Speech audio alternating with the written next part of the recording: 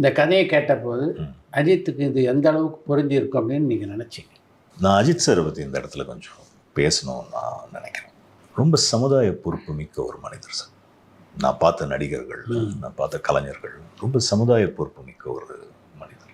இன்றைக்கு சமுதாயத்தில் நடக்கக்கூடிய விஷயங்களை அவர் வந்து கவனிச்சுக்கிட்டே இருக்கார்.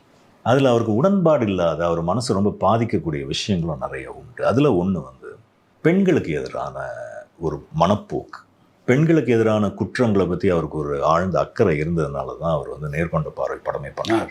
நேர்கொண்ட பார்வை அப்படிங்கிற ஒரு படத்தை வந்து ஒரு மாஸ் ஆக்ஷன் ஹீரோ பண்ணுறாரு அப்படிங்கிறதே ஒரு மிகப்பெரிய துணிச்சல் இருந்தால் மட்டும்தான் சார் அது சார். உண்மைதான். ஒன்று தன் மேலே இருக்கக்கூடிய கான்ஃபிடன்ஸ், ரெண்டாவது இந்த சமுதாயத்துக்கு நம்ம சொல்ல வேண்டிய மெசேஜ்ன்ற ஒரு அக்கறை, ஒரு மெசேஜ், அது வந்து அஜித் சார்கிட்ட ரொம்ப உண்டு சார். இந்த படத்துலேயே கூட என் விடாமுயற்சி, ஒரு மாஸ் ஆக்ஷன் ஹீரோ அப்படின்னா அவருக்கு ஒரு இமேஜ் இருக்குன்னு சொன்னால் அந்த இமேஜ் அவரே சேலஞ்ச் பண்ணுற விதத்தில் அந்த கதை அமையணும்னு அவர் நினச்சார். அது வந்து அவர் என்னுடைய இமேஜ் வந்து பாதிக்கப்பட்டாலும் பரவாயில்லை, நான் ஒரு ஏன்னா சாதாரண மனிதரை நடிச்சிருக்கேன், நான் அதை தான் சொல்ல வரேன். புரியுது.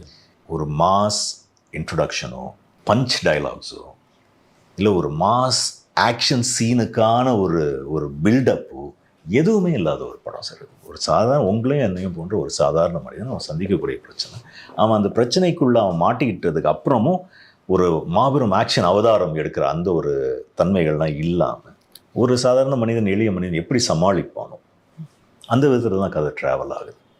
இந்த ஒரு முடிவை வந்து யார் எடுத்தாலும் சரி, அது ஒரு ஆக்டர் வந்து அதுக்கு உடன்படுறது, அவர் மாதிரி ஒரு மாஸ் ஆக்ஷன் ஹீரோ உடன்படுறது எவ்வளோ பெரிய விஷயம். கரெக்ட்.